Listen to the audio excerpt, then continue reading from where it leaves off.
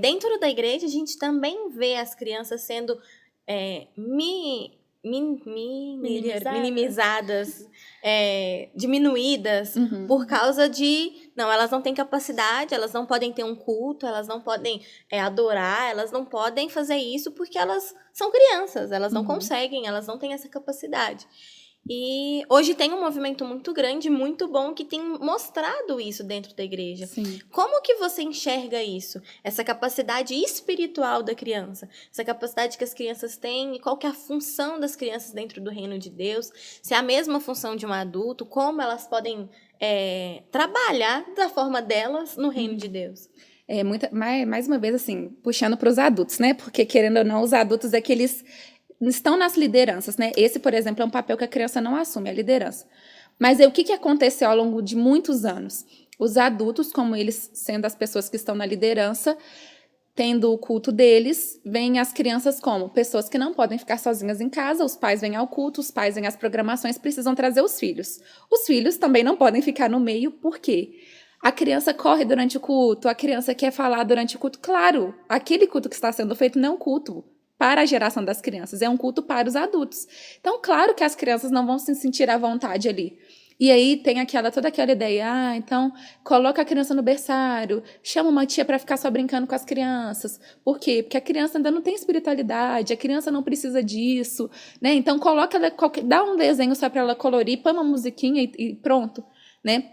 Só que não é assim que acontece, né? Graças a Deus, como você disse, tem acontecido esse despertar. As igrejas estão acordando, principalmente dentro da nossa denominação. Isso tem sido uma coisa incrível. Eu dou treinamento também para outras igrejas, e algumas igrejas que, assim, que você via que estava naquela visão bem antiga, assim, bem ultrapassada, buscando atualizar, e igrejas que nem tinham ministério de crianças começando a ter. Então você vê, olha, está acontecendo alguma coisa. Então, está acontecendo essa transformação, sim, das pessoas entenderem, mas é um processo ainda, né? E aí, até a gente trazer essa ideia, olha, as crianças, elas precisam ter relacionamento com Deus, elas precisam conhecer da Bíblia. O Senhor não quer se relacionar só com os adultos, Ele quer se relacionar com todos. A criança precisa fazer parte do corpo, a criança precisa ter um culto para elas. Então, fazer esse processo não é simples, mas ele tem acontecido, graças a Deus, assim, a gente tem visto esse caminhar, assim. E trazendo essa questão da espiritualidade da criança, uma coisa que a gente tem falado muito nos últimos tempos é da grande comissão, né, que é Mateus 28, 18 ao 20. Jesus disse, foi-me dada toda a autoridade debaixo do céu e da terra. Portanto, vão, façam discípulos de todas as nações, batizando-os em nome do Pai, do Filho e do Espírito Santo, ensinando-os a guardar tudo aquilo que vos ordenei e estarei contigo até o fim dos séculos. Aí você pega a grande comissão e de fazer discípulos. A gente sempre vai associando, quando tiver a maturidade, quando for o adulto, ele vai lá e faz. E a gente está perdendo muitos missionários, muitos evangelistas, muitas pessoas que ele desde a infância poderiam estar contribuindo para o reino de Deus. Então, quando a gente traz a grande comissão, a criança ela faz parte da grande comissão, né? Nós precisamos trazer esse conceito de salvação, da criança ser salva, ensinar a criança, discipular a criança para que ela ande no caminho do Senhor. E não só a criança ela vai ser um discípulo, como ela vai fazer outros discípulos. Então, olha como o reino de Deus pode ganhar se todas as gerações já estiverem trabalhando para ele, né? Então, qual que é o melhor ali? Qual que é a melhor faixa etária para se ganhar uma criança? Uma criança. Qual que é a melhor faixa etária para se ganhar um adolescente? Um adolescente. Então, se a gente começasse a pensar nisso, a gente já investiria nas crianças desde cedo, né? O Senhor, ele quer se relacionar com as crianças, né? Ele quer dar às crianças experiências. A própria Bíblia traz essa questão da grande comissão, envolve todos que estão ali como discípulos e fazedores de discípulos. E por que, então, que a gente não tem dado essa atenção, né? Então, é algo que a gente realmente precisa buscar sobre, né? Falar assim, não, peraí, elas também são importantes. Não, elas também são discípulos, elas também podem fazer discípulos, elas também podem contribuir para o reino de Deus, elas também podem falar com outras crianças, com os familiares, com outros adultos a respeito, né, do reino de Deus. E tem uma passagem assim que é muito interessante, que ela está em Mateus 19, que ela aparece em Lucas também, que é uma passagem que fala que Jesus, né, como muitas das vezes acontecia, ele estava no meio da multidão, e aí os discípulos estavam lá junto com ele.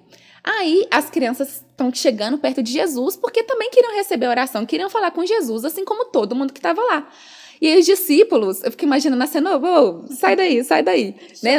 Show, cadê seu pai? Ah, não, criança remelenta, sai fora, vai brincar ali, ó, vai brincar na areia.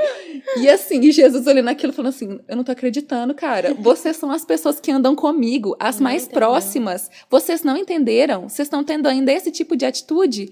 E é o que a gente vê hoje em dia nas igrejas, infelizmente, né? Algumas pessoas ainda que são discípulos de Cristo, que entendem a palavra, tendo esse tipo de postura.